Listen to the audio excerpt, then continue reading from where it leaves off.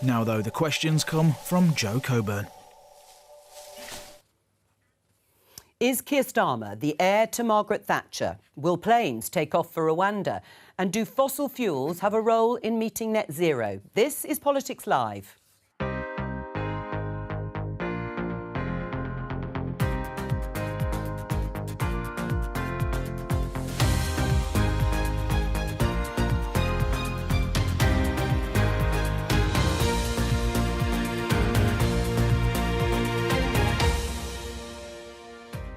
Joining me today, Conservative MP Tobias Ellwood, Shadow Defence Minister Labour's Luke Pollard, Guardian columnist George Monbiot and Lucy Harris from the free market think tank The Growth Commission.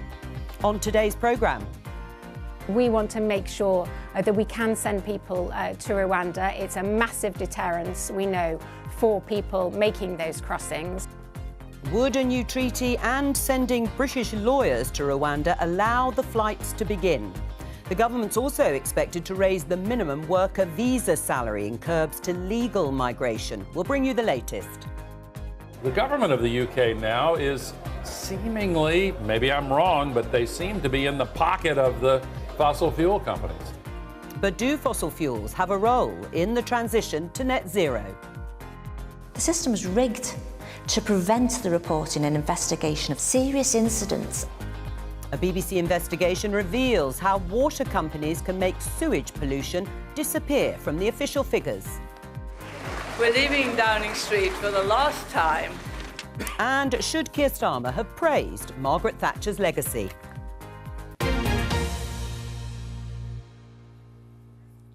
Well, let's start with that final story you just heard. The Sunday Telegraph headline, Starmer heaps praise on Thatcher as he woos Conservative voters. My opening question for the panel, starting with you, Tobias, is Keir Starmer the heir to Margaret Thatcher? I think I'm amazed you're even asking this question to hear that Starmer is trying to relate himself to Thatcher. This is all about him saying, I am not Jeremy Corbyn. I mean, what next? Adam Smith or Edmund Burke or Ronald Reagan? Who's going to be quoted next? I think this is all a little bit of a bluff just to provide distance between where the Labour Party was back in 2019. Luke? Is he the heir to Margaret Thatcher? No. And he wasn't really praising Margaret Thatcher either. He was saying that we need to have a transformative government in the way that Attlee, Blair and indeed Thatcher transformed Britain. Now, I'm no fan of Margaret Thatcher, right? But there's no denying that the effects of her policies was transformative. Now, I have a view as to whether that is good or bad, and you can probably imagine what that is. But we need a transformative government after the next general election. That was the point that Keir was making, rather than the 13 years of drift that we've got at the moment. There's no clear direction from Rishi Sunak. And Keir was saying in his article and in the media interviews since that we need a government with a clear direction, with a clear set of ambitions, with a clear focus, especially on getting our economy moving. George, what do you think? He's not trying to woo Conservative voters. He's trying to appease the billionaire press. That is the permission slip which any Labour leader needs, is to make sure that Rupert Murdoch and Lord Rothermere and Barclay... Well, in order to win. In order to win. And it's a profoundly undemocratic situation that this handful of billionaires have got their fingers around the throat of politics in this country. I mean, he said in the article, Lucy, that Margaret Thatcher had set loose our natural entrepreneurialism during her time as Prime Minister, and, as Luke was saying, that Margaret Thatcher, as well as others, Tony Blair and Clement Attlee, were examples of how politicians can affect meaningful change. So is he the heir to Margaret Thatcher? I mean, it's a nice try, isn't it? I don't think he is. The proof is in the pudding. Let's see what he puts out later on today with his new economic plans.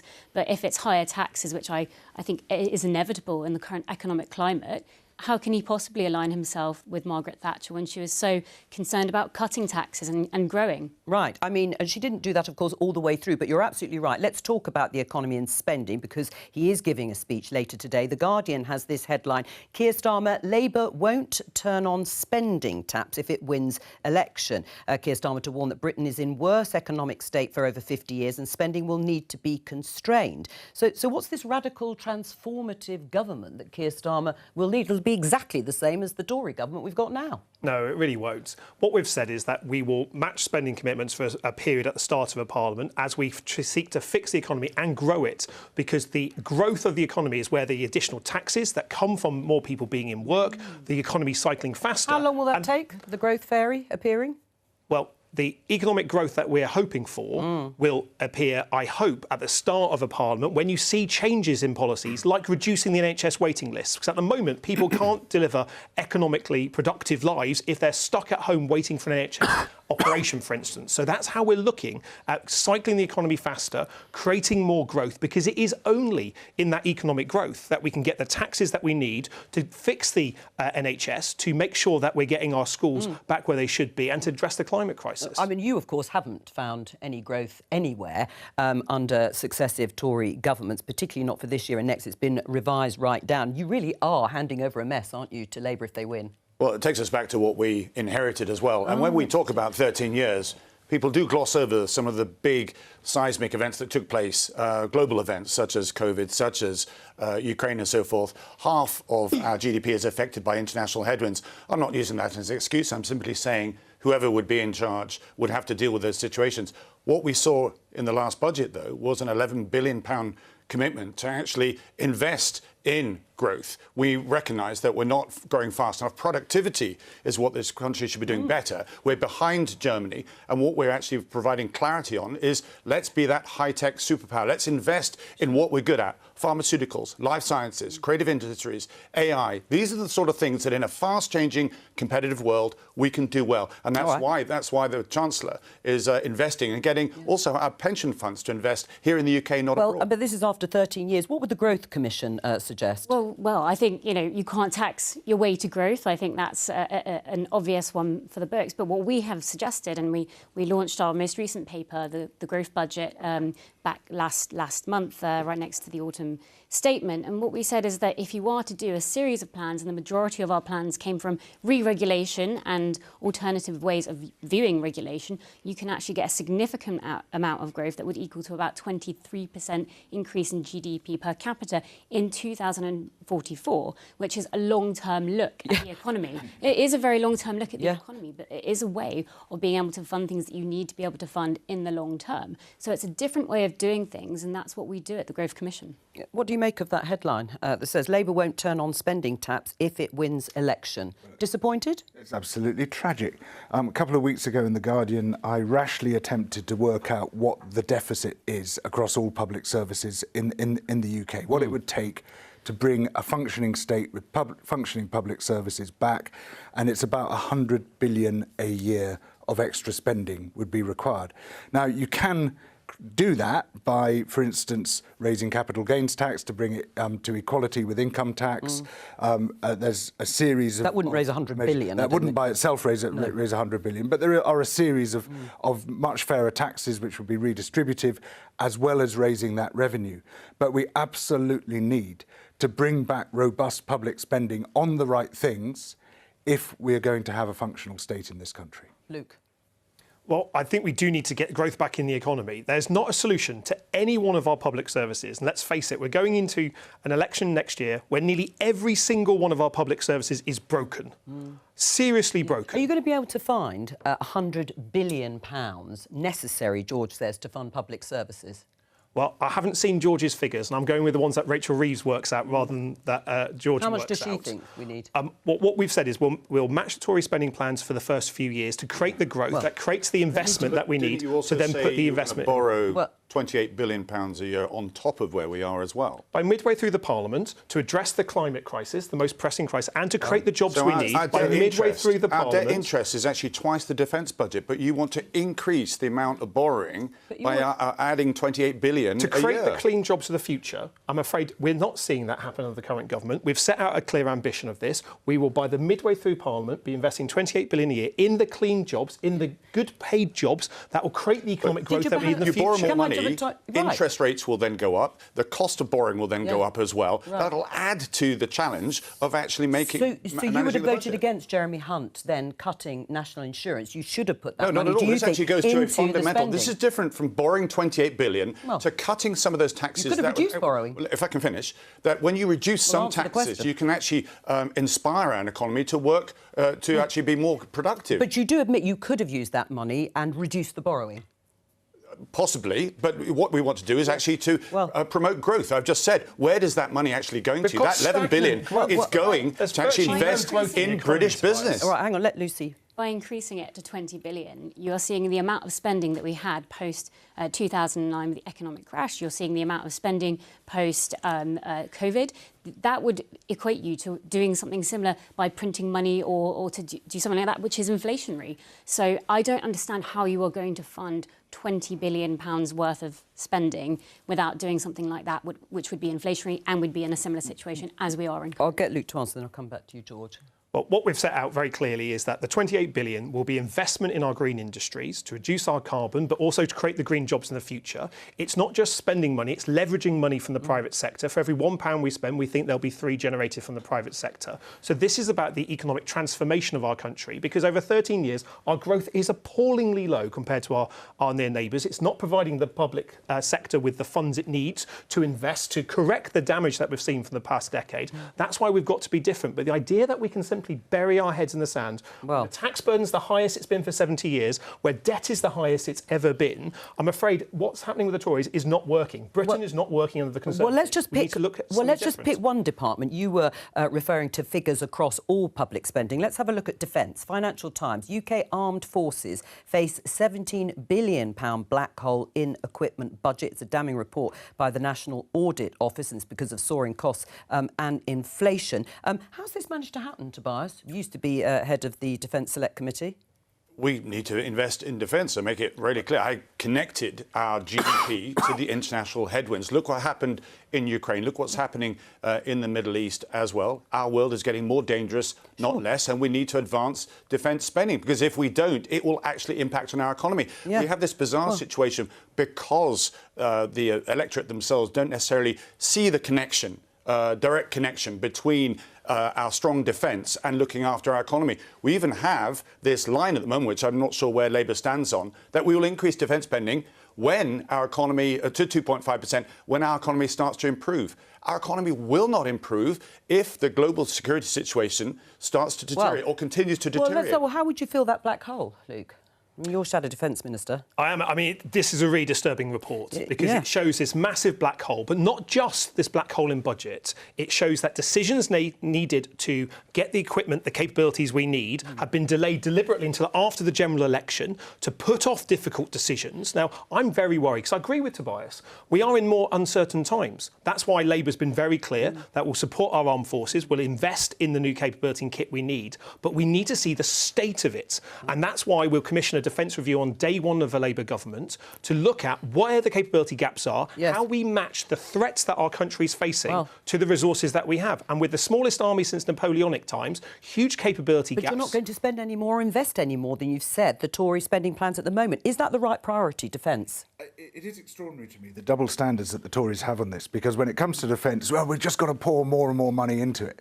Any other sector, be it health, be it education, no, we've got to slam the spending brakes on. I mean, I'm not qualified to judge what the defence industry needs or defence sector needs and what the defence sector doesn't, but I know that the health sector, the education sector, many, many other public services are desperately short of funding that they are not getting. I also know that the greatest security risk we all face now is Earth systems collapse, and that is being driven by the failure to shift from fossil fuels to renewables and other technologies. We'll be coming on to that later. But that's partly driven in this country by cuts across the board in ways where we could be spending money far more effectively to reduce our contribution to climate breakdown. Can I quickly come back on that? I actually agree with you, but we've embraced globalisation arguably more so than other nations. If we don't have access to international markets, then our economy, our prosperity will suffer. That means there'll be less money for education, for health, for all these other departments. Are you equating the defence budget with access to international markets? Is this gunboat diplomacy that you're talking about? It's not gunboat diplomacy. It's making sure that our world, working with our allies, is secure. And from where I sit, our world has actually entered a very dangerous era where the new alliances are forming. Behind Hamas sits Iran. Behind Iran sits Russia. Behind Russia sits China. And the global south are sitting back. Authoritarianism across the world is growing. The West is declining. That's what's happening to our world. That's what will affect our economy. We're going to talk about immigration. Let me just show you this BBC News headline: minimum worker visa salary to rise under legal migration curbs. The government is expected to set out plans to reduce figures for legal migration. It hit a record high of 745,000 during 2022. Let's find out more from our chief political correspondent, Henry Zeffman. What are you expecting to hear beyond this minimum worker visa salary? Quite a significant package of measures, I think, Joe.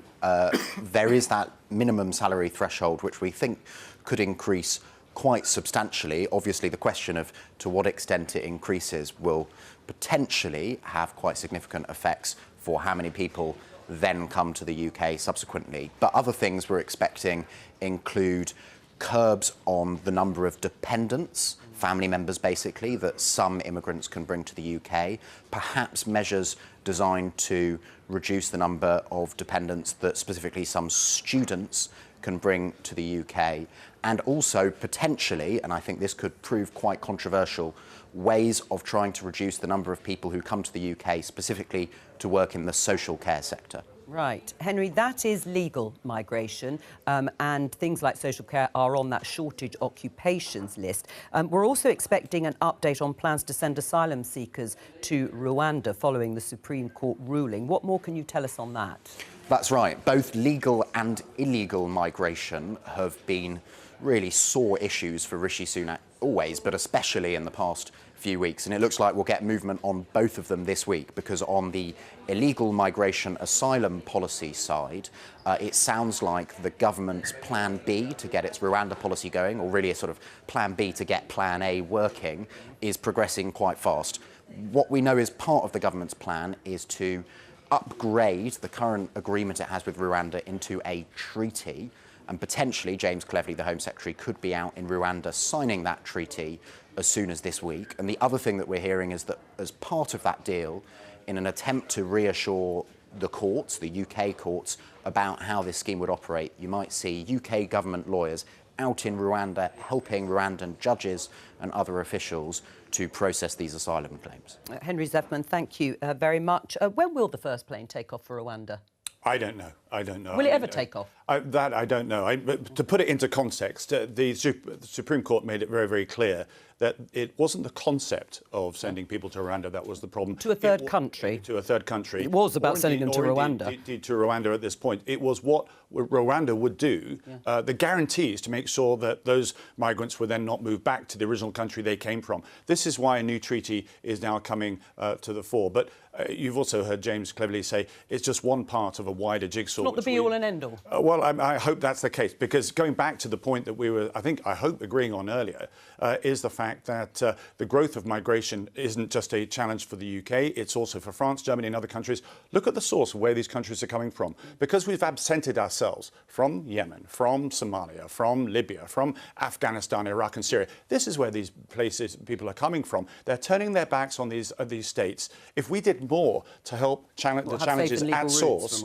No, if we help more to put the fires out at source, these people wouldn't be wanting to leave those countries in the first place. On top of that, I'm afraid climate change is going to see biblical movements of people from, I'm afraid, Africa, where desertization is going to cause real problems, to Europe. So the Rwanda issue is not going to solve everything. So you're a fan? You think it's a good idea? I'm not a fan. I was very, very sceptical of it. Right. It's designed to be a deterrent, but it simply cannot deal with the scale of numbers that we're dealing with. Right. We need to work with our international partners. Do you think planes will ever take off for Rwanda? I'm not sure it will. I mean, they consistently get thwarted by the courts. It's something that I'm increasingly worried about. I think having such a legal intervention in every single democratic decision made by a democratically elected country is an increasing problem. You see that with our infrastructure projects. You see that with the Rwanda plan.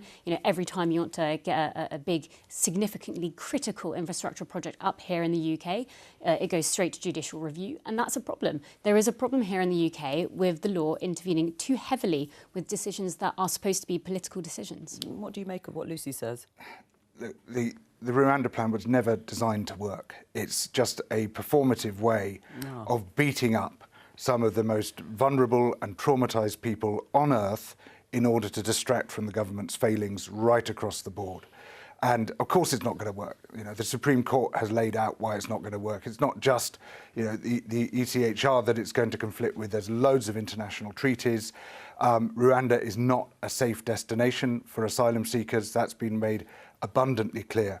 Can I just add, I'd just like to put this on record, that I severely object to the idea that Tobias put forward that the reason people are fleeing from Afghanistan and Iraq is because we absented ourselves from those places. We completely messed them up with our atrocious wars in those countries. Well, Tobias. I'm not sure why you're disagreeing with me. I agree with you. I'm saying we left those places when we should have had the commitment, the staying power, the courage to make sure that we support these places. When they become governance, collapses, when security then dissipates, the people there will feel unsafe and want to go elsewhere. There's a lack of international cohesion in dealing with the challenges that are here today, but also which will be compounded as they come over the horizon. Right. We destroyed their security. I'm not going to dwell on Rwanda with you because we know where Labour stands. You wouldn't support a policy of sending asylum seekers to Rwanda, even if it were proven to be a success. So let's talk about legal. It can't be a success. It's only going to take 100 people at best every year. We've got 175,000 people in the backlog. It is utterly a failed policy designed to keep the Tories' right-wing base distracted while they collapse the rest of the system. £8 million a day we spend on hotels. It's not going to work. We've already spent 140 million on this failed policy. I said I wasn't going to ask spend you. any more. We know the position. But it wasn't a success. We know the position not a success. You're in. Let's talk about the curbs to legal migration that we are expecting. Would you support this curb, a required minimum annual salary of £35,000 a year in order to receive a work visa? At the moment, it's in the sort of late 20s. Well, Labour said that we'll need to have a look at some of the thresholds around where the salary caps are. I can't make that policy on your screen here, but we've said we'll look at thresholds. What we do need to do, though, is not pretend that looking at thresholds or looking at the shortage occupation subject deals with the main problem here, that we haven't invested in skills in the UK. Fine. So especially in shortage But you have subjects. said, various of your colleagues have said you want to see overall figures come down. In fact, Darren Jones said, ideally, the Shadow Chief Secretary to the Treasury, that he would like to see net migration in the mid-200,000s. So these are ways the government is suggesting that you bring that figure down. Whether you believe them or not is another thing. Those working in social care shouldn't be allowed to bring dependents to the UK. Would you back that? Well, I think this just collapses large chunks of social care. It's already in crisis. I want to see the detail of what the government's proposing here, but the idea that suddenly we can magic up social care workers when we're not getting them from abroad, I'm afraid is for the birds. Right. That's why we need to invest in skills. That's why Labour's saying at the heart of the problem here, after 13 years, why are there still occupations on the shortage occupation list after 13 years? It's because there's been no investment in skills over those 13 years. That's the solution to how we make this a better, fairer economy. Well, in fact, the number's gone up. There are even more sort of areas of work on that shortage occupation list. Do you support those sorts of curbs? Can we wait for the details? But we know this report is coming out. There's some difficult questions that need to be answered here, and social care is one of the big ones. How do you make sure that we have that workforce to make sure that we can look after our population? So is that realistic, capping the number of visas for people working in social care? Wouldn't that lead to a crisis? Well, as I say, we're now preempting what's going to happen. I just wanted to sort of link in with the ECHR because there's been a bit of debate on my side of the party here. The idea that we would even consider leaving this is something that Churchill helped, was one of the architects. We are crafters and supporters, upholders of international law. We don't run away from it. A lot of these laws, these treaties were created after the Second World War, require updating.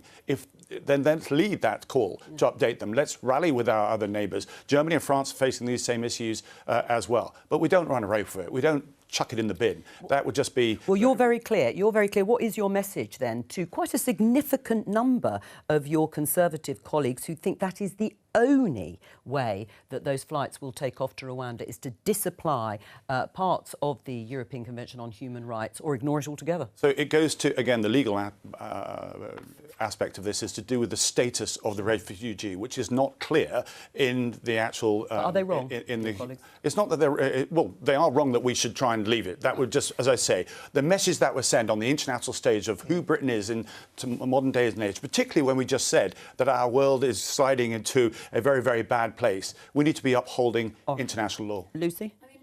I'm looking at this and I do see the Conservative Party trying to find some answers and some solutions, but I haven't yet seen any solutions from Labour as to how are they going to stop the boats. You know, really? They've announced a plan months ago on this, I don't Lucy. see anything that would actually be effective. I'm looking. I'm very happy answering that. I'm looking at the Conservatives. At least they have something in mind. They're coming up with creative ideas. It's a difficult position to be in. So I appreciate that as a group founded by Liz Truss, you have to take a Tory line. But our plan on this is published. You can Google it afterwards. It's to have a cross-border police unit to crack down on the criminal gangs behind this. It's to deal with a huge backlog. That's meaning we're spending £8 million a day by hiring 1,000 extra caseworkers to remove that backlog, which takes out that hotel spend. Would that not increase the cost? No, it absolutely wouldn't. It would save money by not having people. How much money is it by going not to save? having people waiting in hotels for an asylum case that no longer takes a 90% processing in a year as it was in 2015, but now only 10% get processed. There's an entire clear plan here. So let's sink that nonsense that we don't have a plan. The government's one is failing. The government should adopt Labour's plan today, and if they did, they'd start reducing the backlog, reducing the hotel bills, and ending this nonsense. They are reducing the hotel bills with a few more bills to employ people to process them. Save money. Let's talk about COP28. Headline in The Guardian. George, COP28 president says there is no science behind demands for phase-out of fossil fuels. It was an event with Mary Robinson, the former president of Ireland and a former UN Special Envoy for Climate Change. The COP president, Sultan Al-Jaber, claimed there is no science indicating a phase-out of fossil fuels is needed to restrict global heating to 1.5 Celsius. What did you make of it? COP president, who in other news is chief executive of the UAE oil company. It's the most extraordinary conflict of interest. He said that he would be independent and objective. He wouldn't allow his oil interests to interfere with his views as COP president. Clearly, he has not been able to wash the oil stain off his hands. And what we're seeing here is classic fossil fuel industry rhetoric, where they say, we don't know of any evidence, we can't see a plan. I call it the Nelson Gambit. It's putting the telescope up to your missing eye and saying, I can't see anything. There's a massive, vast weight of scientific evidence showing how this can be done, which he is ignoring. Now, there have been some pretty uninspiring presidents of these COP meetings, but no one ever so manifestly unsuited to the role as Sultan Al-Jaber. What did you make of those remarks, Lucy? I mean, there was always going to be a transition. There was always going to be a conversation of how do we get from a high carbon economy into a lower one. So we always knew that that was going to be the case. I think investing in technologies that are actually green, such as nuclear power, would be the way around it. I don't think we should be focused on necessarily high carbon energies, but certainly nuclear power is one of them. And that's something that the growth budget has within its ideas, is that investing in these things, agreeing them, getting them through the door faster is a way to inadvertently get around these bigger issues on green energy and net zero. Net zero, is a great concept. I think there is something about it that's inspired lots of, entrepreneurism and how we get around these big problems, and it is a big problem. However, how do we start using things in a more effective way? How do we start getting, moving away from our dependency on oil and coal and all of these different areas and diversifying and increasing competition? Well, how do we do that? Well, none of these are new questions. We've been dealing with them for a very long time. The first thing you do is to reduce demand in ways which are actually beneficial for people. So, for example, government is currently spending across 2 years £78 billion in subsidising people's fuel bills, their home fuel bills. If it spent £8 billion, it could insulate the 3 million homes most in need. So this is an appalling false economy. It's such an outrageous false economy that you have to wonder what's going on here if it's not just giving the whole policy field to the fossil fuel companies. That's what it looks like. There is a question around cost, and I know that this is the big meal at the moment, is how do we get that low carbon economy up and running whilst making sure that the costs don't get passed on to ordinary people. But it's cheaper. It's actually a lot cheaper but there is, to install modern technologies and to insulate people's homes than it is to continue subsidising fossil fuels in the way that we are. It's cheaper for householders, it's cheaper for the government. There is no good financial reason not to do it. The reasons are political. The reasons are, as Al Gore says, that the government is in the pocket of the fossil fuel industry. Well, whether we like it or not, it has increased. I mean, there's lots of reasons why there's been an increase in, cost of energy. Obviously Ukraine and supply and what have not. But there is also an increase on subsidies to many different kinds of companies, renewables whether they're are much renewables cheaper than fossil fuels. Well, actually, I mean, I think if you look at the long term and looking at how we sort of prioritise and moralise the situation in a way, how do you look at, say, for example, the moral of the story around nuclear power stations?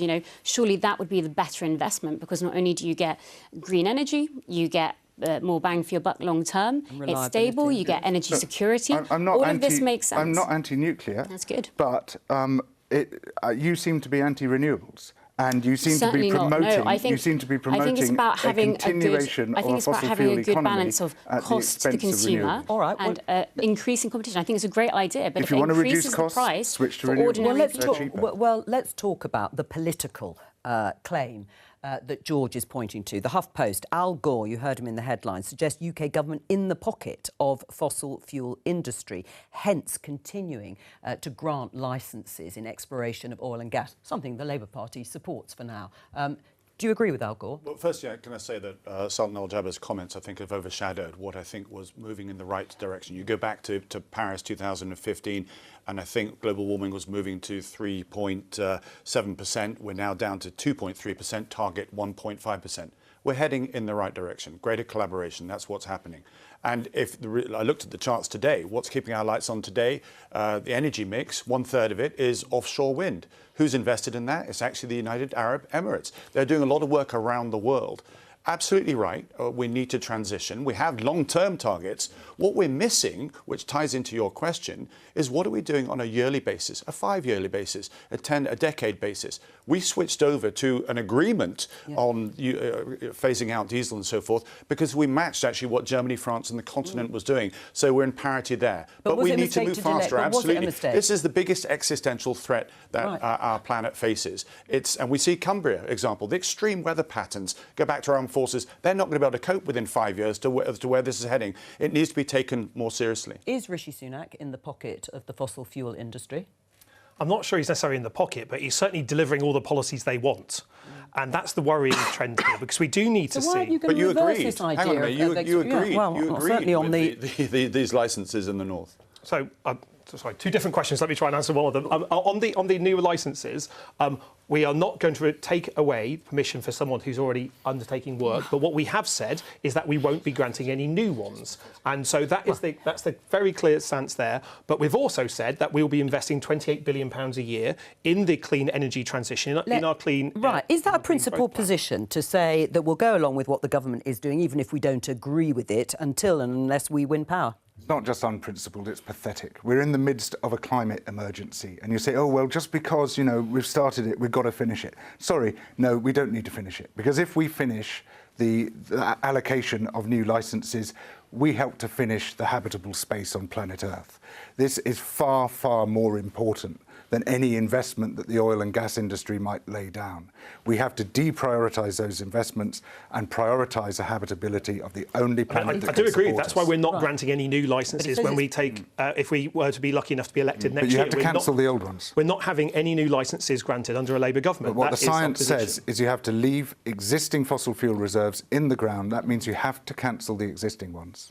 So we've said very clearly we're not granting any new ones, and we're transitioning at pace for the rest of the economy with £28 billion a year by the midway point in our parliament. But I agree that climate change is the biggest crisis that we're facing. That's why Labour's got a clear plan on it. That's why we want to accelerate the transition, and we have to accelerate the transition, which A, recognises there needs to be one, and be clear about everything from home insulation, which I agree with you. I want a street-by-street retrofit of homes. Absolutely the only essential way to cut bills and cut carbon emissions. We have to transition our energy. Yeah. But Labour's in favour of a mixed energy policy with new nuclear and a fast-paced acceleration towards more renewables. These are the projects that will be funded from some of that £28 billion a year and from a changing government policy and you're still move us towards. Yes or no, that £28 billion? Oh, absolutely, yes. By midway through the Parliament, we are, yes. Let's talk on this theme a little bit more about water. A BBC investigation has revealed how water companies can make sewage pollution disappear from the official figures. Here's the headline. BBC News: water firm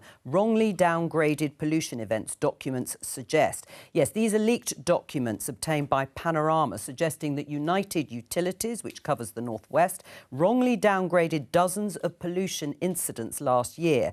The Environment Agency signed off all of the downgrades without attending any of the incidents. Let's have a listen to this whistleblower explain what's been going on. Water companies are downgrading them, but it's done with the approval of the Environment Agency. An insider from the Environment Agency has also agreed to talk. They could be sacked for speaking out, so their words are spoken by an actor. So if you're not turning up, then who's calling the shots? United Utilities, we dance to their tune. So that they say attend, which is incredibly rare, we'll attend. If they say don't attend, we don't attend. So they're effectively marking their own homework? They're effectively regulating themselves. They control the evidence. Now, United Utilities says it's false to suggest they misreport pollution incidents and that the final categorisations are decided by the Environment Agency. The Environment Agency says some monitoring can be done remotely. It responds to all incidents and always attends the most serious. You can see Panorama, the water pollution cover-up on iPlayer now or on BBC One at 8 o'clock this evening. Is the system working, George? It's just a complete catastrophe. The Environment Agency has been cut, demoralised, until it's almost incapable of regulating. I myself found a horrendous incident of pollution in a river. It had wiped out 2 miles of the river, reported it to the Environment Agency. They came back and said, we've decided not to take action. And I said, what does a farmer have to do? Detonate an atom bomb to get prosecuted. And they said, well, so we found no evidence of a fish kill. I said, there haven't been any fish living in this river for 6 months because they all got wiped out by the pollution. Any excuse not to take action. And the latest excuse is that if it's a Category 4 incident, then they don't even investigate. But how do they know whether it's a Category 4 incident or not? They rely on the water companies to tell them. And so we've got this massive black hole where regulation ought to be. Is the system working, Lucy?